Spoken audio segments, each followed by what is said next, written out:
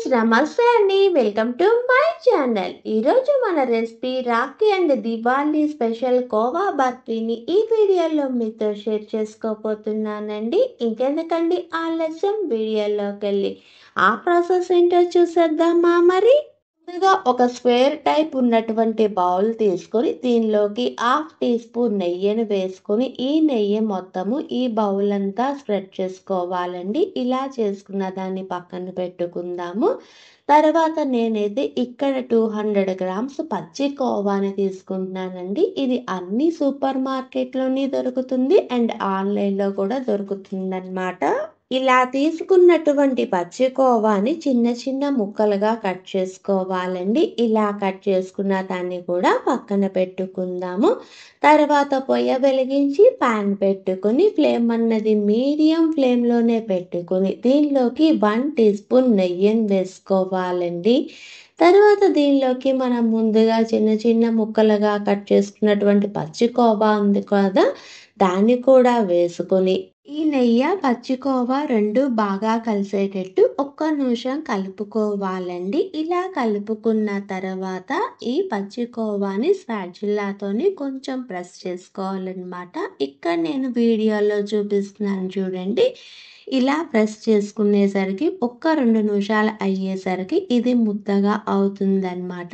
ఈ పాయింట్లోనే 60 గ్రాముల షుగర్ అన్నది వేసుకొని పచ్చి కోవా షుగరు అంతా బాగా కలిసేటట్టు ఎక్కడా ఉండలు లేకుండా బాగా కలుపుకోవాలన్నమాట.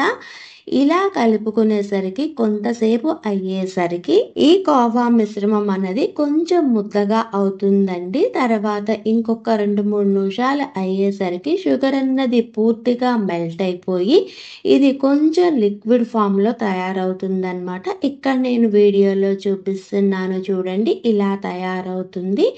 అయిన తర్వాత ఫ్లేమ్ అన్నది పూర్తిగా లో ఫ్లేమ్లోనే పెట్టుకొని ఈ కోవా మిశ్రమం అన్నది కొంచెం దగ్గరకు వచ్చే అంతవరకు కలుపుకుంటూ ఉండాలండి. ఇలా కలుపుకుంటున్నప్పుడు మధ్య మధ్యలో కొంచెం నెయ్యి అన్నది వేసుకోవాలన్నమాట.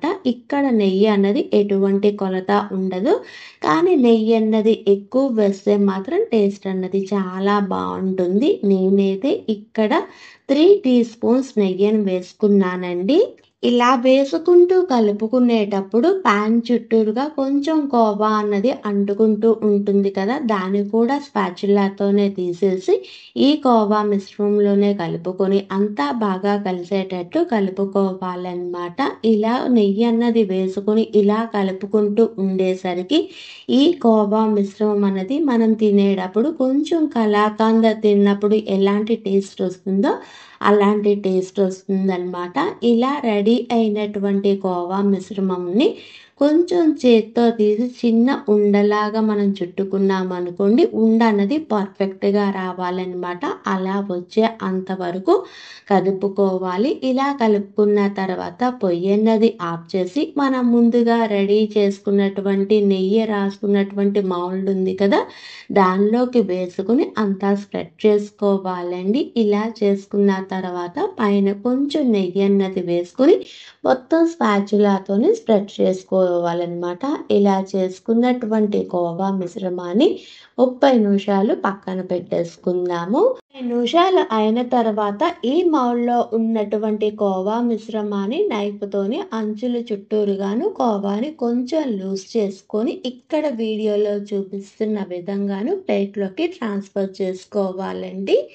ఇలా చేసుకున్న తర్వాత దీనిలోకి ఫైన్గా చాప్ చేసినటువంటి బాదం పలుకులను కూడా వేసుకొని మీకు ఎంతెంత సైజులో కావాలో అంత సైజులోని కట్ చేసుకోవాలన్నమాట. ఇలా కట్ చేసుకున్న తర్వాత దీనిపైన మీకు సిల్వర్ కాయిల్ కానీ గోల్డ్ కాయిల్ కానీ స్టిక్ చేసుకోవచ్చండి. నేనైతే ఇక్కడ సిల్వర్ కాయిల్ని అంటిస్తున్నాను అన్నమాట. అంతేనండి, రాఖీ దివాళీ స్పెషల్ కోవా బర్ఫీ రెడీ. మీకు కానీ ఈ వీడియో నచ్చితే please like, share and subscribe. Thanks for watching.